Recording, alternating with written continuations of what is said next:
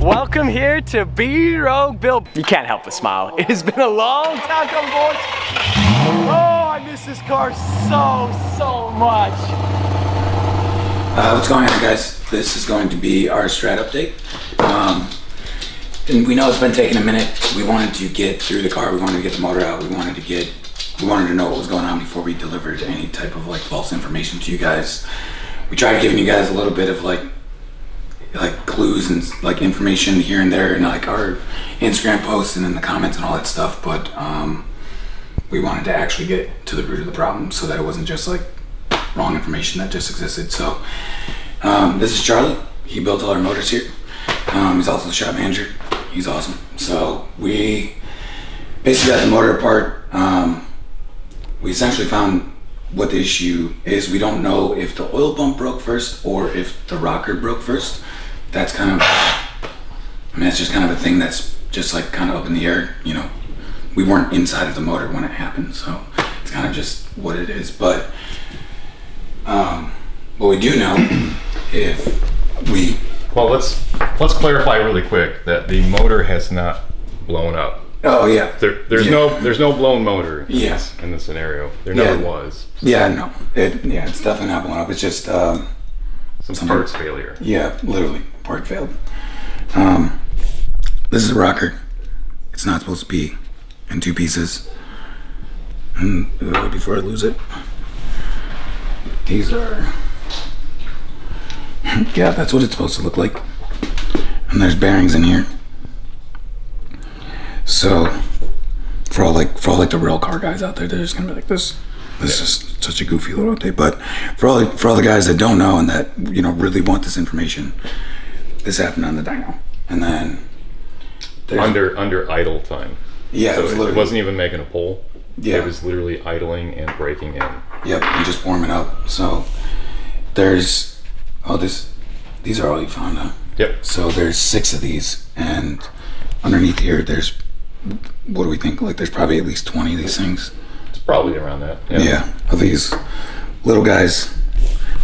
So we ended up having to tear the whole motor apart. Charlie tore the whole motor apart, not we, Charlie did, to try and find all these, because obviously you don't want the rest of these in your motor. But we're pretty much just like pretty convinced that they're inside of the oil pump. We haven't had a chance to take the oil pump apart.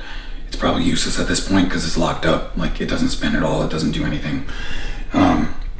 It also snapped the drive shaft off. So we're kind of thinking that a bunch of these, that, I mean, correct me if I'm wrong, but we're thinking that the rocker broke, sent a bunch of these down through the oil drain back, which is right beneath this rocker, and sent these into the oil pump, locking it up, which probably snapped the shaft. Yep. So, because I guess that would make the most sense as like a process and like an order of it failing. So,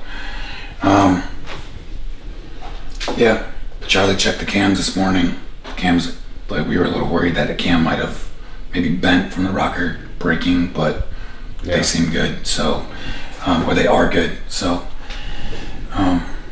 yeah, I don't know if you got anything else to add to that. Yeah, Luke, if you want to get in here really quick. Yeah. So when we pulled the valve cover off initially, just so we could start kind of tearing things down and figuring out what happened, this roller portion of the rocker was wedged in right about there.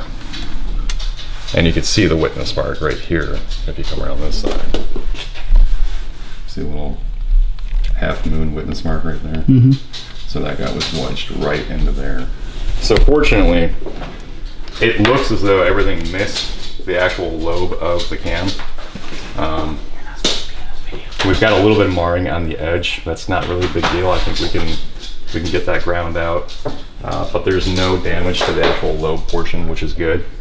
So I think we got extremely lucky in this scenario where typically something like this would take out an entire engine. A rocker failure is no good. So we got very lucky. But yeah, that's kind of where it's at right now. So just gonna clean everything up, examine everything, make sure that the valve train, all of the valve train is good to go, and put her back together. Yeah. And then actually make some power.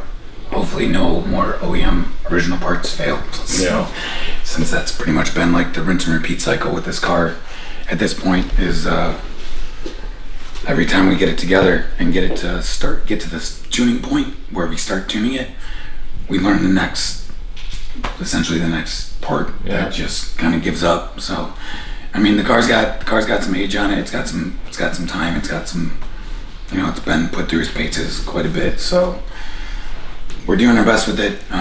We're literally doing a full restoration on this thing at this point, and yeah, we just want it to be right for Strad at the end of the day. You know, we want him to be able to take it from here, drive it back to Utah if he wants to. All of us feel good and confident that it's going to make it, and it's just going to live a happy life out in Utah. So yeah, we'll try and do another video as soon as we get the motor going back together. Maybe we can convince Charlie to get on another video, and then do like getting the motor, some assembly work, and then, you know, getting it back in the car so you guys can see that too. So all right, cool. Perfect.